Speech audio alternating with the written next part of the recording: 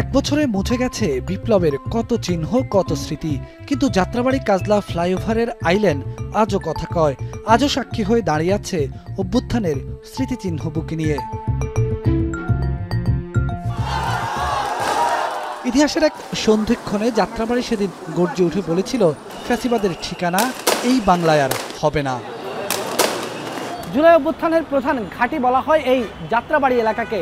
এই এলাকার প্রতিটি অলিতে গলিতে ছড়িয়ে ছিটিয়ে অবস্থান নিয়েছিলেন আন্দোলনকারীরা, গড়ে তুলেছিলেন দুর্বার প্রতিরোধ। এই যে ঢাকা চট্টগ্রাম মহাসড়ক, যেটিকে বলা হয় বাংলাদেশের অর্থনীতির লাইফলাইন, এই লাইফলাইন বন্ধ করে দেওয়ার মাধ্যমে নতুন দিকে মোড় নিতে শুরু করে আন্দোলন। যাত্রাবাড়িতে পুলিশের গুলিতে এভাবেই নৃশংসভাবে নিহত হন আরেক পুলিশের সন্তান ইমাম হাসান তাইম। তাই তো নিহতের বাবা তার সিনিয়র অফিসারকে বলেছিলেন, একজনকে মারতে কতগুলো গুলি লাগে স্যার? গুলি করে করে লাভ নামানো আছে স্যার, কিন্তু গুলি করলে মর একটা, আহত হয় একটা, একটাই যায় স্যার, বাকিটি যায় না। নৃশংস গণহত্যার এই বর্ণনাটিও যাত্রাবাড়ি এলাকার। 16 জুলাই কোটা সংস্কার আন্দোলনে 6 জন নিহত হওয়ার পরদিন শুরু যাত্রাবাড়ির প্রতিরোধ। 17 জুলাই জীবন বাজি রেখে ঢাকা চট্টগ্রাম মহাসড়ক দখলে নেন ছাত্র জনতা। পুলিশের গুলিতে বাড়তে থাকে হতাহতের সংখ্যা। আন্দোলন দমন করতে যাত্রাবাড়ির মোড়ের ঠিক এই জায়গাটিতে অবস্থান নিয়েছিল আওয়ামী লীগ যুবলীগের নেতাকর্মীরা। তাদের হাতে ছিল লাঠি, সোটা, চাপাতি, রামদা সহ অনেক জিনিসপত্র। আর ঠিক যাত্রাবাড়ি থানার নিচে আইল্যান্ডের ওই পাশটায় দায়িত্বরত ছিল পুলিশ সদস্যরা। আর আমি এখন যেই পাশে দাঁড়িয়ে আছি, এই পাশে দায়িত্ব ছিল র্যাব সদস্যদের। অর্থাৎ এই আইল্যান্ডের দুই পাশ থেকে পুলিশ এবং র্যাব সদস্যরা গুলি করতে করতে সর্বোচ্চ কাজলা টোল প্লাজা পর্যন্ত যেতে পেরেছে। সেখান থেকে আবারও আন্দোলনকারীদের ধাওয়ায় পিছু হটতে বাধ্য হয়ে তারা যাত্রাবাড়ি মোড়ে অবস্থান নিতে হয়েছিল। কোনোভাবেই যখন নিচ থেকে আন্দোলন দমন করা যাচ্ছিল না, ঠিক তখনই হেলিকপ্টারে উপর থেকে গুলি ছোড়া শুরু হয়। 17 থেকে 22 জুলাই এবং 3 থেকে 5 আগস্ট এই 2 দফায় 8 দিনে ঢাকা চট্টগ্রাম মহাসড়কের 4 কিলোমিটার এলাকায় অস্ত্র ও গুলির মুখে প্রতিরোধ গড়ে তুলেছিলেন ছাত্র জনতা। সেই প্রতিরোধ সংগ্রামে কতজন প্রাণ হারিয়েছেন তার সঠিক সংখ্যা এখনও নিরূপণ হয়নি। তবে এই যে স্মৃতিফলকটি তা সাক্ষ্য দিচ্ছে যাত্রাবাড়ি গণহত্যার। যাত্রাবাড়ি মোড়ের এই শহীদি ঐক্য চত্বরে প্রাথমিকভাবে 48 জন শহীদের নাম স্থান পেয়েছে। এই চত্বরেই যাত্রাবাড়ি আন্দোলনের দিনগুলো নিয়ে আলাপচারিতায় জুলাই অভ্যুত্থানের অন্যতম সংগঠক Ali Ahsan Junaid. Initially school, college এবং আপনার আশেপাশের যে স্কুল কলেজগুলো আছে, এই স্কুল কলেজের স্টুডেন্টরা যখন 14 তারিখ রাতে ঢাকা বিশ্ববিদ্যালয় ক্যাম্পাসে হলগুলো থেকে স্লোগান হলো আমি কে তুমি কে, রাজাকার রাজাকার, ওই হাসিনার ওই কথার পরিপ্রেক্ষিতে পরের দিনই 15 তারিখ থেকে এই অত্র এলাকা চিটাগাং রোড থেকে যাত্রাবাড়ি পর্যন্ত স্কুল কলেজগুলোর স্টুডেন্টরা এবং হলো পার্শ্ববর্তী যে মাদ্রাসাগুলো আছে, এই মাদ্রাসাগুলো, এইরকম প্রতিষ্ঠানগুলো থেকে সব স্টুডেন্টরা নেমে পড়ে। আর এই অঞ্চল কেন্দ্রিক এই রুটে ফেসবুক গ্রুপ হয়, তারপরে আপনার টেলিগ্রাম গ্রুপ হয়। এই গ্রুপগুলোতে নিউজের আদান প্রদান হইতো এবং প্রত্যেকের সাথে কমিউনিকেট করতো এবং প্রতিষ্ঠান ভিত্তিক আবার গ্রুপ হয়, প্রত্যেকটা প্রতিষ্ঠানের গ্রুপ হয়। তো আপনার 24 তারিখে যখন ইন্টারনেট ফিরে আসে তখন তো আন্দোলন কিছুটা স্তীমিত হয়ে গেছে, মানে মনে হচ্ছে যে কি হবে না কি হবে। এই আন্দোলনটা আবার স্পার্ক পায় হলো মার্চ ফর জাস্টিস কর্মসূচির মধ্য দিয়ে। এবং একই সাথে এই এলাকার আপনার ওই গ্রুপগুলোতে তখন নিয়মিত আলাপ হচ্ছে কিভাবে আন্দোলন সমন্বয় করা হবে, কে কোথায় আসবে। এই স্কুল কলেজের স্টুডেন্টরা, মাদ্রাসার স্টুডেন্টরা নিজেরা হোয়াটসঅ্যাপ গ্রুপ করে এবং হলো টেলিগ্রাম গ্রুপ করে এবং আপনার ওই ফেসবুক গ্রুপ করে সেখানে খোঁজ খবর রাখা। আমিও টেলিগ্রাম গ্রুপে ছিলাম, এই রুটের টেলিগ্রাম গ্রুপগুলোতে নিয়মিত খোঁজ খবর রাখা এবং শনি রাখলা যাত্রাবাড়িতে যারা বিভিন্ন গ্রুপ মেনটেন করতো তাদের সাথে যোগাযোগ করা। এইখানে হাজব্যান্ড ওয়াইফকে নিয়ে নেমেছেন, বাবা সন্তান, মা সন্তান, মানে পুরো পরিবার সহ আন্দোলনে নেমেছেন। 18 জুলাই যাত্রাবাড়ি থানার সামনে বিপুল সংখ্যক পুলিশ, র্যাব ও এপিবিএন সদস্য সশস্ত্র অবস্থায় মোতায়েন করা হয়।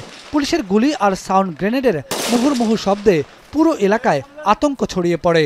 কাজলার ফ্লাইওভারের কাছে যাত্রা হয়ে যায় সাংবাদিক মেহেদী হাসানের বুক। 20 জুলাই থেকে শুরু হয় কমপ্লিট শাটডাউন। কারফিউ উপেক্ষা করে পুরো যাত্রাবাড়ি এলাকায় ছড়িয়ে পড়ে আন্দোলনের দাবানল। যাত্রাবাড়িটা মূলত ঢাকার প্রবেশদ্বার এবং খুবই গুরুত্বপূর্ণ একটা জায়গা। তো এই জায়গাটাকে যদি আমরা আন্দোলনের দুর্গ করে তুলতে পারি তাহলে পুরো আন্দোলনটা সফলতার মুখ দেখাটা সহজ হয় এবং তাই কিন্তু ঘটেছে। যাত্রাবাড়ির এবং এই অঞ্চলের লোকজন যখন মেডিকেলে গেছে, লাশগুলো দেয়া হয় নাই, যে পরিমাণ ট্রমা এবং সাফারিংসের মধ্য দিয়ে যেতে হয়েছে ওই সময়টাতে, তারপরেও লোকজন কিন্তু নিরুদ্ধ, মানে হতাশ হয়ে যায় নাই, পরের দিন আবার নামছে। মানে এরকম একটা ভয়াবহ দিন, সরাসরি হেলিকপ্টার থেকে গুলি হয়েছে, অনেক মানুষ মারা গেছেন, আহত হয়েছেন সিরিয়াসলি। ঢাকা মেডিকেলে যাওয়ার পরে খুঁজে পাওয়া যাচ্ছে না, তারপর সহযোগিতা করা হচ্ছে না, নানাভাবে বাধার শিকার করা হচ্ছে।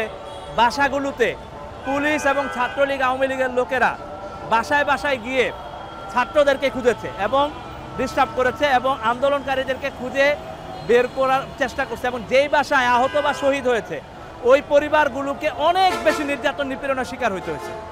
এই কাজলা ফুটওভার ব্রিজের এইখান থেকে একটা গ্রুপ করে লোকজন সামনে যায়, এখান থেকে সমানে থানা থেকে গুলি হচ্ছে এবং স্নাইপার শট হচ্ছে। লোকজন গুলি খেয়ে একটা সারি পিছনে আসে, আবার আরেকটা সারি সামনে যায়। কেউ মানে ফিল্ড থেকে চলে যাচ্ছে না, এক সারি সামনে যাচ্ছে, গুলি খাচ্ছে, আবার আরেক সারি যাচ্ছে, আবার আরেক সারি যাচ্ছে, মানে রোটেশন হচ্ছে।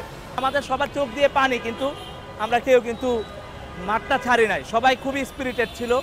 জুলাই আন্দোলনে যাত্রাবাড়ির ঘটনাবলীর ঐতিহাসিক এক সাক্ষী দনিয়া কাজলা এলাকার এই অনাবিল হাসপাতাল। হাসপাতালের নথি ঘেঁটে দেখা যায় আন্দোলনের সময় শুধু এখানেই 2000-এর বেশি আহতকে চিকিৎসা দেওয়া হয়েছে। 1.5 শতাধিক গুরুতর আহতকে পাঠানো হয়েছে ঢাকা মেডিকেল কলেজ হাসপাতালে, যারা ছিলেন প্রায় মৃত। স্বাধীনতার পরে মনে হয় যে নজির এই যে ঘটনা, এটাই আমরা জীবনে প্রথম দেখেছি আর কি। এই হাসপাতালে তো ধরেন নিচতলা পুরো ফ্লোর একাকার হয়ে গেছে পেশেন্টের। জুলাই অভ্যুত্থানে যাত্রাবাড়ি অঞ্চলে মাদ্রাসা শিক্ষার্থীদের প্রতিরোধ ছিল অবিস্মরণীয়। বিশেষ করে এই জামিয়া ইসলামী দারুল উলুম বা যাত্রাবাড়ি বড় মাদ্রাসা ছিল আন্দোলনের অন্যতম হটস্পট। বাইরের বুকে বুলেট ছোড়া হচ্ছে এবং প্রত্যেকটা জায়গায় জায়গায় আমাদের বাইরা শহীদ হচ্ছে, তখন আমরা এটা মানতে পারি নাই। যখন পুলিশ ওই সময় আমাদেরকে ধাওয়া দেয়, তখন আমি এই 2তলা বিল্ডিংয়ে গিয়ে উঠি। তখন ওই সময় উপর থেকে আমি দেখি যে একজন ছাত্রকে গুলি করা হয়েছে এবং তার মাথা থেকে রক্ত ঝরতেছে। যাদের অবদানে যাত্রাবাড়ির আন্দোলন সফল হয়েছিল তাদের মধ্যে একজন এই সেলিম মিয়া। ফুটপাতে সামান্য খাবার বিক্রি করে যেই টাকা আয় করেন তা দিয়ে কোনো মতে চলে সংসার, কিন্তু মাস জুড়ে তিনি শুধু রান্না করেছেন আন্দোলনকারীদের জন্য। ওই দিন আর ওই রাত যেন আল্লাহ কোনোদিন আর না দেখায়। আপনারা সবাই এই জন্য দোয়া করবেন। দেশে যে যেভাবেই থাকেন, যে যাই করেন, এই দেশটা আপনার। জুলাই আগস্টে যাত্রাবাড়ি গণহত্যা নিয়ে এখন পর্যন্ত 40টি মামলা দায়ের করা হয়েছে। বেশিরভাগ মামলারই প্রধান আসামি শেখ হাসিনা। আন্তর্জাতিক অপরাধ ট্রাইব্যুনালের তথ্য বলছে প্রাথমিকভাবে 103 জনের নিহত হওয়ার তথ্য পাওয়া গেছে। সুপিরিয়র কমান্ড রেসপন্সিবিলিটির মামলার বাইরে ফ্যাকচুয়াল মামলা, মানে ঘটনাভিত্তিক মামলার প্রথম মামলা ছিল যাত্রাবাড়ি কিলিং।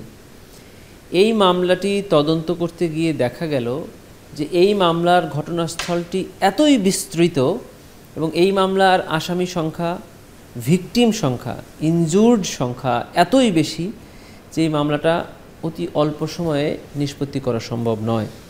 আমরা মানে লার্জ অফ ম্যাস কিলিংয়ের ক্ষেত্রে যাত্রাবাড়িকে আমরা লার্জেস্ট ধরে থাকি। 3 আগস্ট ঢাকা চট্টগ্রাম মহাসড়কের 4 কিলোমিটার এলাকা দখল করে নেয় ছাত্র জনতা। শুরু হয় র্যাব পুলিশের সঙ্গে আন্দোলনকারীদের তুমুল সংঘর্ষ। 4 আগস্ট দিনের শুরুতেই র্যাব এবং পুলিশের বুলেট উপেক্ষা করে ছাত্র জনতা যাত্রাবাড়ি মোড় পর্যন্ত চলে আসে এবং যাত্রাবাড়ি থানা তাদের অধিকারে নিয়ে নেয়।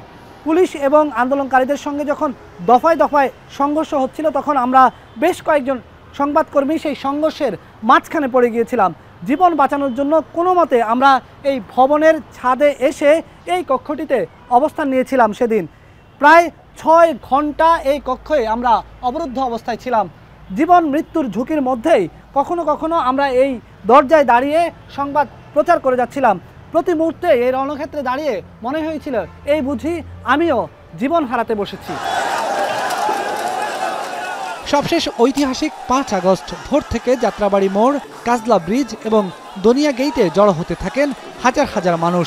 মার্চ টু ঢাকা সফল করতে সকল ব্যারিকেড পেরিয়ে যাত্রাবাড়ির জনস্রোত রওনা হয় গণভবনের অভিমুখে।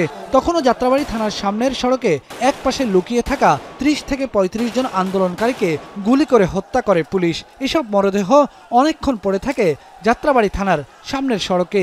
শেখ হাসিনার পালিয়ে যাওয়ার খবর ছড়িয়ে পড়লে বিকেল 4টার পর মরদেহগুলো ঢাকা মেডিকেলে নিয়ে যান আন্দোলনকারীরা। সারা দেশ যখন বিজয়ের খুশিতে আত্মহারা, তখনও রাজপথে অভ্যুত্থানে লড়াই চালিয়ে যাচ্ছিলেন যাত্রাবাড়ির আন্দোলনকারীরা। বেলায়েত হোসাইন, এখন ঢাকা। সানবিট সব দিবে সামাল। সানবিট ম্যাজিক প্রেস ডিশওয়াশিং এর মাথা ঘোরানো সলিউশন।